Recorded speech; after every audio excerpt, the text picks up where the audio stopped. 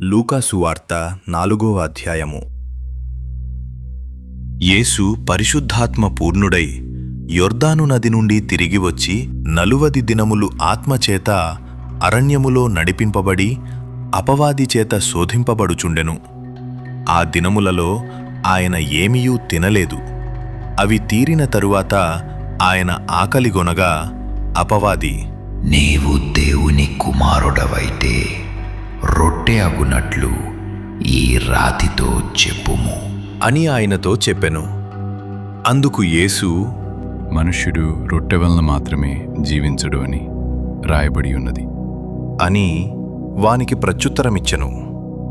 అప్పుడు అపవాది ఆయనను తీసుకొనిపోయి భూలోక రాజ్యములన్నిటినీ 1 నిమిషములో ఆయనకు చూపించి, ఈ అధికారమంతయు ఈ రాజ్యముల మహిమయు నీకిత్తును.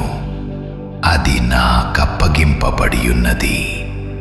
అదెవనికి నేను ఇయ్యగోరుదును వానికిత్తును. కాబట్టి నీవు నాకు మ్రొక్కితివా, ఇదంతయు నీదగును అని ఆయనతో చెప్పెను. అందుకు యేసు, నీ దేవుడైన ప్రభువునకు మ్రొక్కి ఆయనను మాత్రము సేవింపవలెను అని రాయబడి ఉన్నది అని వానికి ప్రత్యుత్తరమిచ్చెను. పిమ్మట ఆయనను యెరూషలేమునకు తీసుకొనిపోయి దేవాలయ శిఖరమున ఆయనను నిలువబెట్టి, నీవు దేవుని కుమారుడవైతే ఇక్కడ నుండి క్రిందికి దుముకుము. నిన్ను కాపాడుటకు నిన్ను గూర్చి తన దూతలకు ఆజ్ఞాపించును. నీ పాదమెప్పుడైనను రాతికి తగులకుండా వారు నిన్ను చేతులతో ఎత్తికొందురు అని వ్రాయబడియున్నది అని ఆయనతో చెప్పెను. అందుకు యేసు, నీ దేవుడైన ప్రభువును శోధింపవలదు అని చెప్పబడి ఉన్నది అని వానికి ప్రత్యుత్తరమిచ్చెను. అపవాది ప్రతిశోధనను ముగించి కొంతకాలము ఆయనను విడిచిపోయెను. అప్పుడు యేసు ఆత్మబలముతో గలిలయకు తిరిగి వెళ్ళెను. ఆయనను గూర్చిన సమాచారము ఆ ప్రదేశమందంతట వ్యాపించెను. ఆయన అందరిచేత ఘనత నొంది వారి సమాజ మందిరములలో బోధించుచూ వచ్చెను. తరువాత ఆయన తాను పెరిగిన నజరేతునకు వచ్చెను. తన వాడుక చొప్పున విశ్రాంతి దినమందు సమాజ మందిరములోనికి వెళ్ళి చదువుటకై నిలుచుండగా ప్రవక్తయైన యెషయా గ్రంథము ఆయన చేతికియ్యబడెను. ఆయన గ్రంథము విప్పగా, ప్రభు ఆత్మ నా మీద ఉన్నది, బీదలకు సువార్త ప్రకటించుటకై ఆయన నన్ను అభిషేకించెను. చెరలోనున్నవారికి విడుదలను, గ్రుడ్డివారికి చూపును కలుగునని ప్రకటించుటకును, నలిగిన వారిని విడిపించుటకును, ప్రభువు హితవత్సరము ప్రకటించుటకును ఆయన నన్ను పంపియున్నాడు అని వ్రాయబడిన చోటు ఆయనకు దొరకెను. ఆయన గ్రంథము చుట్టి పరిచారకునికిచ్చి కూర్చుండెను. సమాజ మందిరములోనున్న వారందరూ ఆయనను తేరిచూడగా ఆయన, నేడు మీ వినికిడిలో ఈ లేఖనము నెరవేరినది అని వారితో చెప్పసాగెను. అప్పుడందరును ఆయనను గూర్చి సాక్ష్యమిచ్చుచూ ఆయన నోట నుండి వచ్చిన దయగల మాటలకాశ్చర్యపడి, ఈయన యోసేపు కుమారుడు కాడా అని చెప్పుకొనుచుండగా ఆయన వారిని చూచి, వైద్యుడా, నిన్ను నీవే స్వస్థపరచుకొనుము అను సామెత చెప్పి కపెర్నహూములో ఏ కార్యములు నీవు చేసితివని మేము వింటిమో ఆ కార్యములు ఈ నీ స్వదేశమందును చేయుమని మీరు నాతో నిశ్చయముగా చెప్పుదురు అనెను. మరియు ఆయన, ఏ ప్రవక్తయు స్వదేశమందు హితుడు కాడని మీతో నిశ్చయముగా చెప్పుచున్నాను.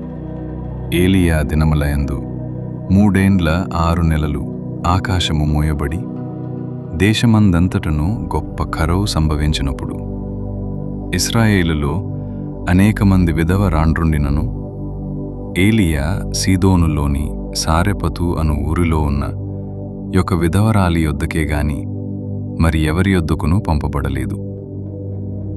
మరియు ప్రవక్త అయిన ఎలీషా కాలమందు ఇశ్రాయేలులో అనేక కుష్ఠరోగులునినను సిరియ దేశస్థుడైన నయమాను తప్ప మరి ఎవడునూ శుద్ధి నొందలేదని నేను మీతో నిశ్చయముగా చెప్పుచున్నాను.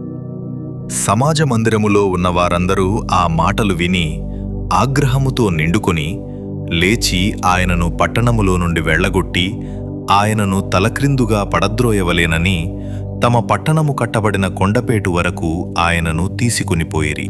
అయితే ఆయన వారి మధ్య నుండి దాటి తన మార్గమున వెళ్ళిపోయెను.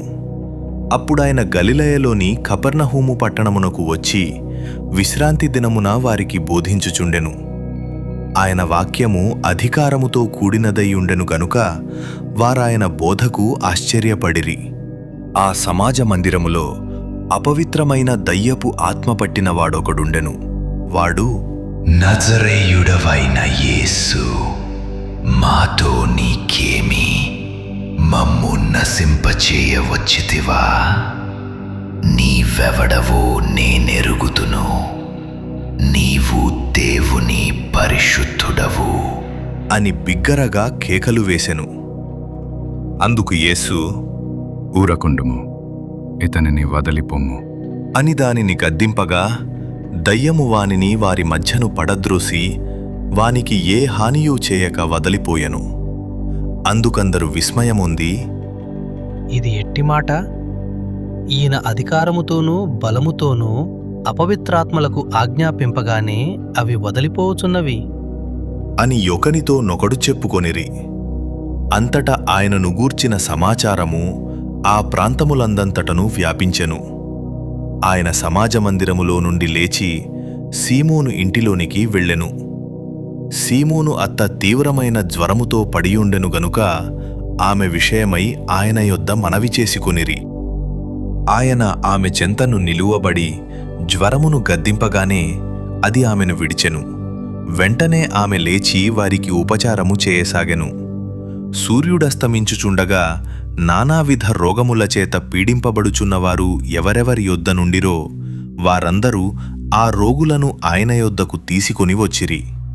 అప్పుడాయన వారిలో ప్రతివాని మీద చేతులుంచి వారిని స్వస్థపరచెను. ఇంతేకాక దయ్యములు, నీవు దేవుని కుమారుడవు అని కేకలు వేసి అనేకులను వదలిపోయెను.